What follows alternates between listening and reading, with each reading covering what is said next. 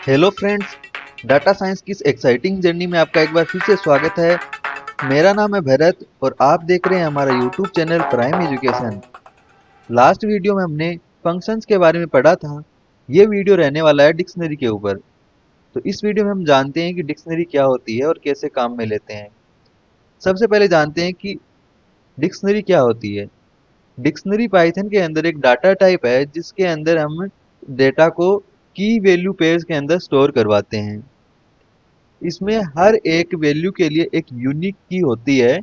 Dictionary mutable होती है। Dictionary में स्टोर की गई वैल्यू को हम बाद में चेंज भी कर सकते हैं। और डिक्शनरी बनाने के लिए हम कर्ली ब्रेसेस का यूज करते हैं। यहाँ आपको स्क्रीन पे दिख रहा होगा, मैंने डिक्शनरी का स्ट्रक्चर लिख रखा है जिसमें हमने की और वैल्यू ऐसे लिख रखी है। तो अब सबसे पहले हम एक डिक्शनरी बनाते हैं और समझते हैं कि डिक्शनरी कैसे बनती है। तो डिक्शनरी बनाने के लिए सबसे पहले हमें डिक्शनरी का नाम लिखना होगा। ठीक है। नाम ऐसा रखें जो हमें पढ़ने से ही पता चल जाए कि इसके अंदर किस टाइप की वैल्यू स्टोर है।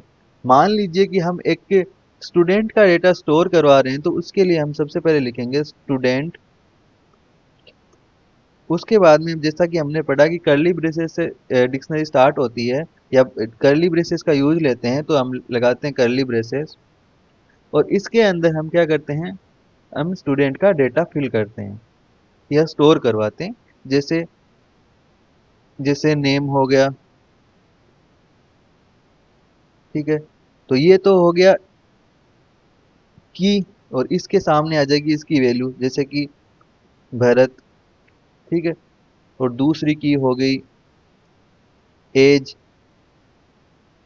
और इसकी हम यहाँ वैल्यू डाल देते हैं 25। ठीक है। उसके बाद में हम यहाँ पे डाल देते हैं सिटी, या फिर हम इतना ही रखते हैं, आगे देखेंगे। ठीक है। तो हमने ये एक स्टूडेंट नाम से एक डिक्शनरी बना ली।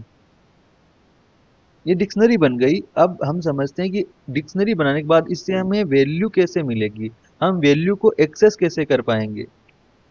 तो सबसे पहले हम की मदद से वैल्यू को कैसे एक्सेस कर पाएंगे वो समझते हैं।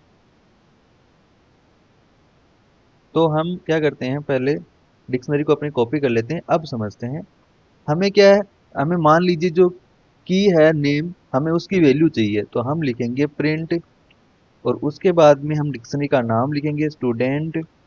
और उसके बाद में हम वो की लिख देंगे जिसकी हमें वैल्यू चाहिए। वो की है नेम। हम जैसे ही इसको प्रिंट करवाएंगे, हमारे सामने जो हमने की डाली है उसकी वैल्यू प्रिंट हो जाएगी।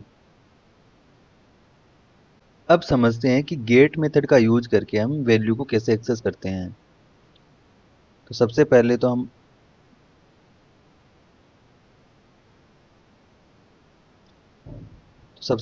अपनी डिक्शनरी को प्रिंट करवा लेते हैं कॉपी करके। और उसके बाद में हम लिखते हैं प्रिंट स्टूडेंट।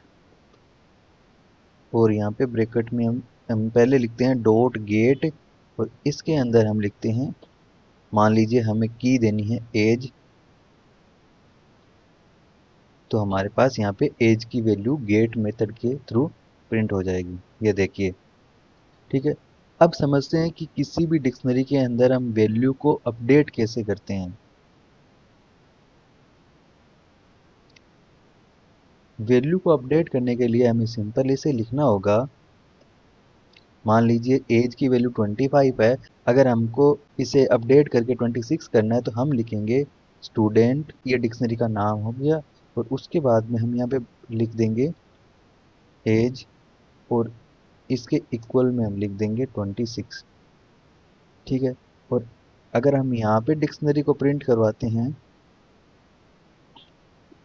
प्रिंट स्टूडेंट, तब क्या प्रिंट होगा, तब तो ये पुरानी वैल्यू प्रिंट होगी 25। लेकिन अगर हम यहाँ पे प्रिंट करवाते हैं प्रिंट स्टूडेंट, तब यहाँ पे नई वैल्यू हमारे पास प्रिंट होके आएगी 26। अब समझते हैं कि किसी भी डिक्शनरी के अंदर की और वैल्यू दोनों एक साथ कैसे ऐड करते हैं। ठीक है, चलिए समझते हैं। इसके लिए हमें सिंपली लिखना होगा स्टूडेंट और यहाँ पे हमें ब्रैकेट में जो की ऐड करवानी हो उसकी का नाम लिखना होगा। जैसे मैंने लिख दिया सिटी, और उसके बाद में हमें लिखना होगा उसकी वैल्यू। अब अगर हम स्टूडेंट को प्रिंट करवाएंगे, तब देखते हैं क्या हमारे पास क्या प्रिंट हो क्या था। देखिए, हमारी डिक्शनरी के अंदर एक की और वैल्यू और ऐड होगी सिटी, ठीक है, और उसकी वैल्यू होगी जयपुर। अब समझते हैं कि किसी भी डिक्शनरी से हम डेटा को डिलीट कैसे करते हैं। तो डिलीट करने के लिए हम दो मेथड का यूज करते हैं। पहला होता है डेल कीवर्ड, दूसरा होता है पॉप मेथड। तो पहले हम डेल कीवर्ड का यूज करके डिलीट करना सीखते हैं। मान लीजिए हमें सिटी को डिलीट करना है, तो हम लिखेंगे डेल, उसके बाद में हम लिखेंगे स्टूडेंट। आप ये चीज ध्यान रखना कि आपको हर जगह स्टूडेंट नहीं लिखना है। मैंने अपनी डिक्शनरी का नाम स्टूडेंट दिया है, इसलिए मैं बार बार स्टूडेंट यूज कर रहा हूँ। आप जो भी डिक्शनरी बनाएं वो आप अपने हिसाब से डिक्शनरी की जो डिटेल है उसके हिसाब से उसका नाम दें, ठीक है। आपको ऐसे कंफ्यूज नहीं होना है। और अगर हमें यहाँ से सिटी रिमूव करना है तो मैं लिखूंगा सिटी। अब ये लिखने के बाद में जैसे ही हम प्रिंट करवाएंगे अपनी डिक्शनरी को, तब हमारे सामने यहाँ से सिटी रिमूव हो गया। अब हम देखते हैं पॉप मेथड को, ठीक है। इसमें क्या करते हैं हम, हमने सिटी तो ऑलरेडी रिमूव कर दिया, डिलीट कर दिया। अब हम क्या करते हैं, पॉप मेथड की मदद से हम जो हमारी एज है की उसको हटाते हैं। तो हम लिखते हैं स्टूडेंट डॉट पॉप, और ये एक मेथड है, फंक्शन है, तो इसके यहाँ पे ब्रैकेट लगेंगे और इसमें हम लिख देंगे एज। और एज लिखने के बाद में अगर जैसे ही हम इसको प्रिंट करवाएंगे, तो प्रिंट करवाते हैं स्टूडेंट को और चलाते हैं, तो देखिए हमारे सामने सिर्फ जो की है वो नेम रही है और वैल्यू है वो भरत रहा है। बाकी हमारी जो एज थी सिटी थी वो सब रिमूव हो गई, ठीक है।